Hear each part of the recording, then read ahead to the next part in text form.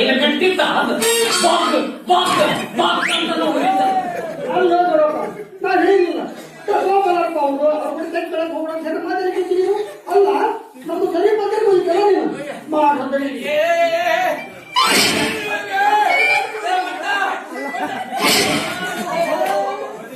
ಕೊಟ್ರ ನನ್ನೊಂದೆರಡು ಸೇರ್ಸ್ ಓದಿರಿ ನೋಡೋಣ ಹೆಂಗ್ ಓದಿದ್ದೀವಿ. ಹೌದಲ್ರೆ ಮಲ್ಲ ನೀವು ಉಳಿದ್ಕೊಂಡಿದ್ದಂಗೆ ನಾವು ಓದಿರ ಭವಾನಿ ಸಿಗೋದ್ರಿ ಹೆಂಗ್ ಓದಿದ್ದೆ ನೋಡ್ರಿ.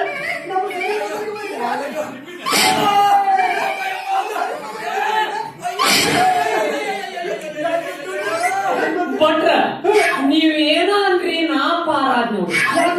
ಯಾಕಂದ್ರೆ ಈಗ ಒದ್ದವ್ರು ನೀವು, ನಾಳೆಗೆ ಅವ್ರಿಗೆ ಆರಾಮಾದ್ಮೇಲೆ ಬಂದು ನಿಮ್ಮನ್ನ ಹಿಡಿತಾರ.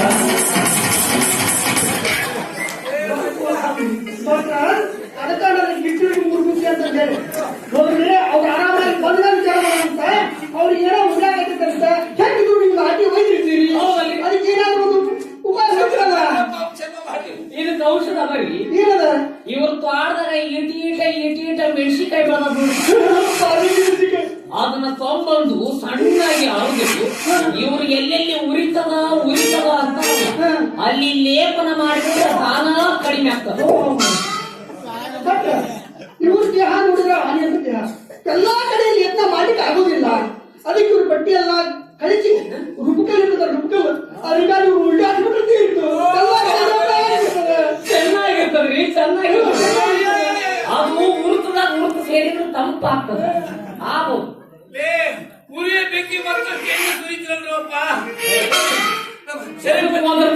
ನೋಡಪ್ಪ. ಏ ಸರಿಪತ್ತಿನ ಕರೀರಪ್ಪ ತಪ್ಪಾಯ್ತದ ಕಾಯಿ ಕೊಡ್ತಿದ್ದಪ್ಪ ಈಗ ಬಿಟ್ಟು ಬರ್ಬೇಕು.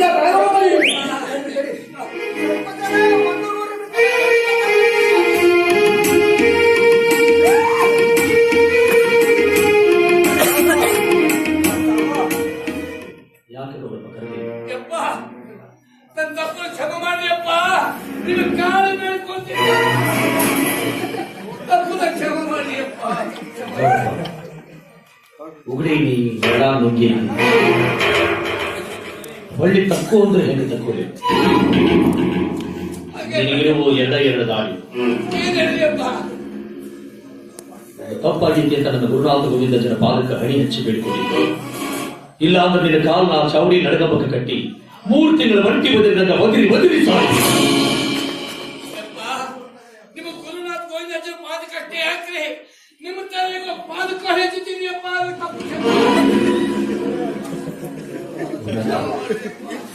ಒದ್ದಂತಹ ದೂರಪ್ಪನಿಲ್ಲ, ಒದಿಸ್ಕೊಂಡಂತಹ ಶರೀಫ ಮೊದಲೇ ಒದ್ದೆ ನಾನು ಅನ್ನುವ ಅಹಂಕಾರ ಅವರಲ್ಲೂ ಉಳಿದಿಲ್ಲ. ಒದಿಸ್ಕೊಂಡೆ ನಾನು ಅನ್ನುವ ನೋವು ನನ್ನನ್ನು ಚಾಡಿಸ್ಕೊಂಡ್ಬಿಟ್ಟೆ. ಈತನ ತಪ್ಪನ್ನ ಮನ್ನಿಸಿಬಿಡುವ.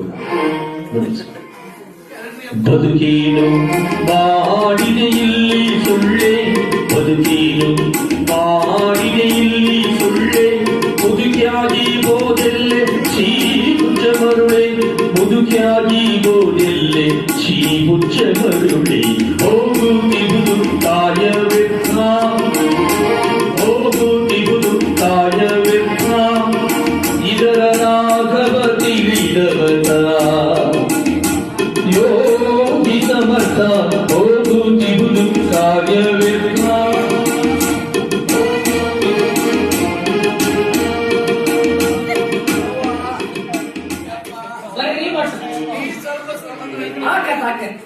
ನಮಗೂ ಪೂಜೆ ವೇಳೆ ಆಗ್ಯದ. ನಾವು ಹೊಂಡ ಸೂತಕ ಮುಂದೆ ತಗೊಂಡು ಏನ್ ಮಾಡ್ತೀವಿ?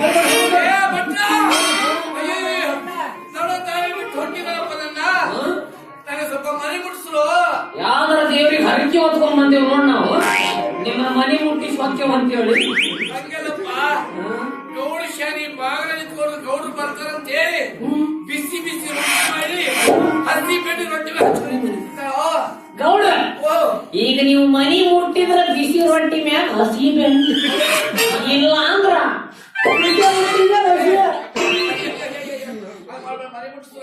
ನಾವು ನಿಮ್ಮನ್ನ ಮನಿ ಮುಟ್ಟಿಸ್ಬೇಕು. ಅಂದ್ರ ನಮ್ಮ ಕೆಲವು ಬೇಡಿಕೆಗಳು ಅದು ನೀವು ಈಡೇರಿಸ್ತೇನೆ ಅಂದ್ರೆ ಮನಿ ಮುಟ್ಟಿಸ್ತಾವ. ಇಲ್ಲಾಂದ್ರೆ ಇಲ್ಲೇ ಟ್ಯಾಂಕ್ ನಾನು ಹೋಗೋದು ಹೊಟ್ಟಿ ನಿಮಗೂ ಇಲ್ಲೇ ಹೊತ್ತು ಸಿಕ್ಕೈತೆ ಅದು ಏನ್ ಬೇಕು ಹೇಳ್ರಪ್ಪ. ನೋಡಿ ಊರು ಹನ್ನೆರಡೇ ಹೊಲ ಐತಲ್ಲ ಭಾರಿ ಫಲವತ್ತಾದ ಭೂಮಿ ನೋಡ್ರಿ ಮುಂಜಾನೆ ಎಲ್ಲಾರು ಆ ಹನ್ನೆರಡೇ ಹೊಲ ರೀ ಇವ್ರು ಹಚ್ಚಿನವ್ರ ಕಾಲಿಗಳು ಹರಿದು ಕಿತ್ತಂಗ್ ಕಿತ್ಕೊಂಡ ದರಿದ್ರ ಮುಂಡೆವು ಹಂಗೆ ಮಾಡ್ತಾವ. ಹತ್ತೇನೋ ಮಂದಿ ಅಂತ ಹೇಳಪ್ಪ. ಅದನ್ನ ನೀವು ನಮಗೆ ಬಿಟ್ಟು ಕೊಡ್ತೇವೆ ಅಂತ ಹೇಳಿದ್ರೆ ನೀವು ನಾವು ಮನೆ ಮುಟ್ಟಿಸ್ತೇವೆ. ಅಯ್ಯಪ್ಪ 12 ಹೊಲ.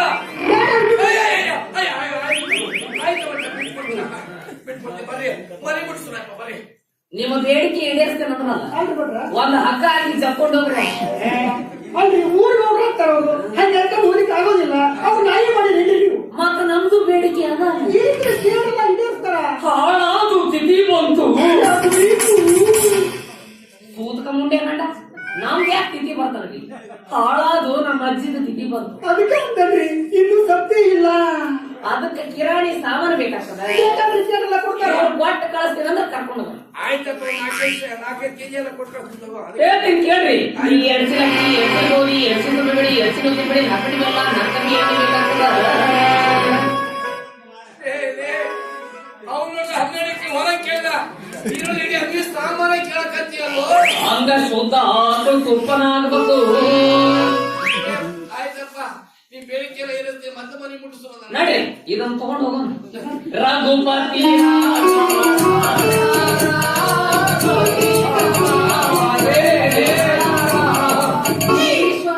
ಏ ಭಟ್ರ ನಾನು ಸತ್ತಿದೇನೋ ಈಗ ಹಾಡಾಡಂಗ. ಗೌಡಪ್ಪ ನೀ ಬದುಕಿದ್ದು ಸತ್ತಂಗ ನಡಿ.